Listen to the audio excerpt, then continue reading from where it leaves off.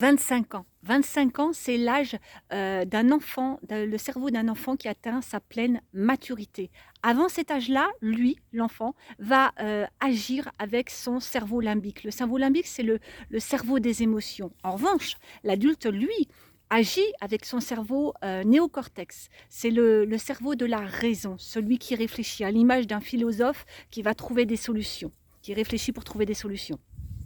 Par contre, l'adulte croit que l'enfant raisonne comme lui, que l'enfant peut raisonner comme lui, ce qui est une grave erreur. Ce qui est face aux attentes, et aux paroles inadéquates de l'adulte, qu'est-ce qui va se passer? L'enfant va se sentir incompris, va se sentir profondément blessé. Et qu'est-ce qui va, se mettre en action? En fait, c'est le cerveau reptilien de l'enfant qui va s'activer. Le cerveau reptilien, c'est le cerveau de la survie, et là, il y a un programme qui va se créer. Ce programme s'appelle danger. Et au fur et à mesure de l'évolution de cet enfant, arrivé adulte, face à des situations de frustration, d'échec, même s'il n'y a pas d'échec, mais l'enfant, enfin l'adulte va l'interpréter comme ça. En fait, c'est ce cerveau reptilien qui va s'activer, c'est ce programme qui va s'activer, pardon, ce programme qui s'appelle danger. Parce qu'on va se croire en survie constamment. Enfin, on va être en survie constamment.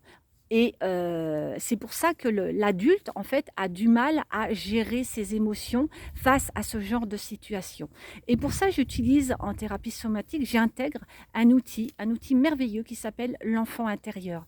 Et venir faire ce travail avec l'enfant intérieur, ce n'est pas l'adulte que vous êtes qui est blessé, bien sûr que non. C'est l'enfant. L'enfant avec ce qu'il a perçu, avec ses yeux d'enfant, avec son cœur d'enfant, avec ce qu'il était à cet âge-là. C'est cet enfant, et venir travailler avec cet enfant intérieur à travers les ressentis de votre corps, en fait, qu'est-ce qui va se passer? Eh ben, on va libérer ce programme, et vous allez pouvoir repartir, en fait, de nouveau avec, quelque chose de plus fluide dans la vie.